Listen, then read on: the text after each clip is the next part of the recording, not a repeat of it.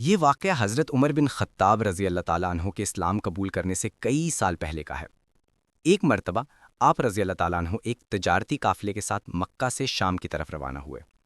قافلے میں قریش کے کئی بڑے سردار بھی شامل تھے۔ یہ قافلہ شام کے مشہور شہر دمشق پہنچا۔ وہاں جا کر سب نے اپنا مال فروخت کیا اور پھر مکہ واپسی کا سفر شروع کیا۔ راستے میں حضرت عمر رضی اللہ تعالیٰ عنہ کو یاد آیا کہ ایک رشتہ دار خاتون نے انہیں کچھ سونا دیا تھا تاکہ وہ شام سے اس کے لیے کپڑے خرید لائیں۔ چنانچہ آپ رضی اللہ تعالیٰ عنہ نے اپنے ساتھیوں سے کہا، میں اس خاتون کا کام کرنے کے لیے دوبارہ دمشق جا رہا ہوں، جلد واپس آؤں گا۔ حضرت عمر اکیلے واپس دمشق چلے گئے۔ جب وہاں پہنچے تو بازار بند ہو چکے تھے۔ مجبوراً ایک مسافر خانے میں ٹھہر گئے اور سو گئے۔ کچھ دیر بعد ایک نیک شخص وہاں آیا اور حضرت عمر کو جگا کر اپنے گھر لے گیا۔ اس نے بڑی محبت سے مہمان نوازی کی۔ رات وہ خود عبادت میں مشغول رہا جبکہ حضرت عمر سو گئے۔ صبح اس نے کہا، بازار اکیلے مت جانا، وہاں لٹیرے مسافروں کو لوٹ لیتے ہیں، میرے ساتھ چلنا۔ یہ کہہ کر وہ سو گیا کیونکہ ساری رات جاگتا رہا تھا۔ حضرت عمر نے اسے جگانا مناسب نہ سمجھا اور اکیلے ہی بازار چلے گئے۔ اتفاق سے پھر وہی پادری اپنے نوکروں کے ساتھ آیا اور عمر کو پکڑ کر لے گیا۔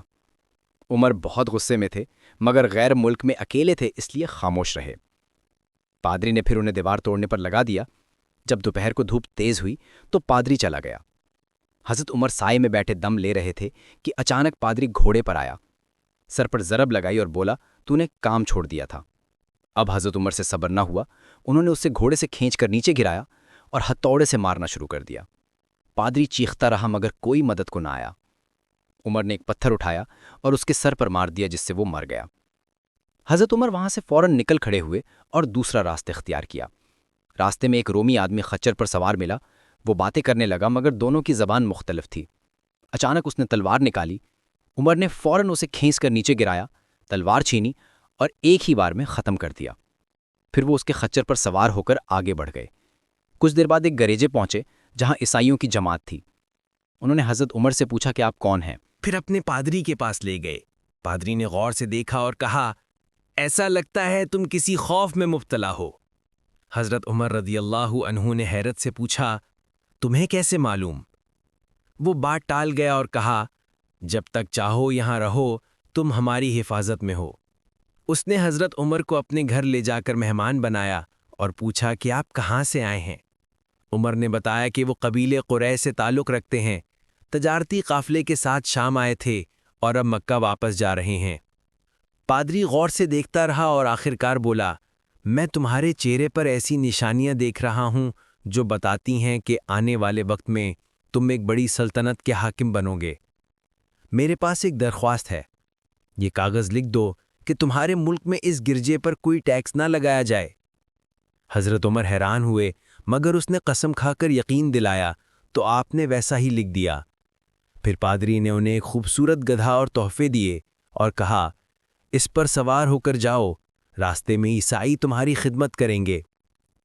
حضرت عمر روانہ ہو گئے۔ راستے میں واقعی جہاں بھی عیسائی ملے انہوں نے عزت سے مہمان نوازی کی۔ یوں آپ قافلے تک پہنچ گئے جو ابھی تک تبو کے قریب خیمہ زن تھا۔ سب لوگ آپ کو دیکھ کر خوش ہوئے۔ انہوں نے پوچھا، ابن الخطاب تم کہاں رہ گئے تھے؟ عمر نے سارا واقعہ بیان کیا مگر پادری والی بات راز رکھی۔ جب مکہ پہنچے تو یہ سارا قصہ اپنے رشتہ دار خاتون کو سنایا۔ اس نے کہا کہ میں نے تمہارے بچپن میں خواب دیکھا تھا کہ تمہارا قد آسمان تک پہنچ گیا ہے۔ کسی نے کہا تھا کہ یہ بچہ دنیا اور آخرت میں بھلائی پائے گا۔ کچھ دن بعد حضرت عمر ایک اہل کتاب عالم کے پاس گئے اور سارا سفر سنایا۔ اس نے کہا کہ جس پادری نے تمہیں تحریر لکھوائی وہ عیسائیوں کا سب سے بڑا عالم ہے۔ اس کی بات سچی ہے۔ جلد تم دیکھو گے کہ مکہ میں ایک انقلاب برپا ہوگا اور محمد صلی اللہ علیہ وسلم کی دعوت غالب آ جائے گی۔ چند برسوں بعد واقعی ایسا ہی ہوا۔ اسلام ظاہر ہوا اور حضرت عمر کے دل میں یقین بیٹھ گیا کہ وہی پیشگوئی پوری ہو رہی ہے۔ نبوت کے چھٹے سال حضرت عمر رضی اللہ عنہ نے اسلام قبول کیا اور نبی کریم صلی اللہ علیہ وسلم کے جانثار بن گئے۔ 11 ہجری میں رسول اللہ صلی اللہ علیہ وسلم کا وصال ہوا، پھر حضرت ابو بکر خلیفہ بنے۔ 13 ہجری میں ان کے انتقال کے بعد حضرت عمر خلیفہ بنے۔ روایت میں آتا ہے کہ جب حضرت عمر خلیفہ بن کر شام تشریف لائے تو ایک بوڑھا پادری ان کی خدمت میں حاضر ہوا اور بولا، امیر المومنین، کیا آپ مجھے پہچانتے ہیں؟ حضرت عمر نے فرمایا کہ اگر تم وہی دمشق کے پادری ہو تو ہاں، میں تمہیں پہچانتا ہوں۔ پادری بولا، جی ہاں، میں وہی ہوں۔ حضرت عمر نے فرمایا کہ میں نے تم سے جو وعدہ لکھا تھا وہ آج بھی قائم ہے۔ اللہ نے اپنے رسول صلی اللہ علیہ وسلم کے ذریعے ہمیں عزت دی اور ہمیں اسلام کی ہدایت عطا فرمائی۔ اسی دین کی طرف تمہیں بھی دعوت دیتا ہوں۔ یہ سن کر بوڑھا پادری رو پڑا اور اپنے ساتھیوں کے ساتھ کلمہ پڑھ کر اسلام قبول کر لیا۔ اللہ تعالی ہمیں بھی حضرت عمر جیسا ایمان، اخلاص اور استقامت عطا فرمائے، آمین۔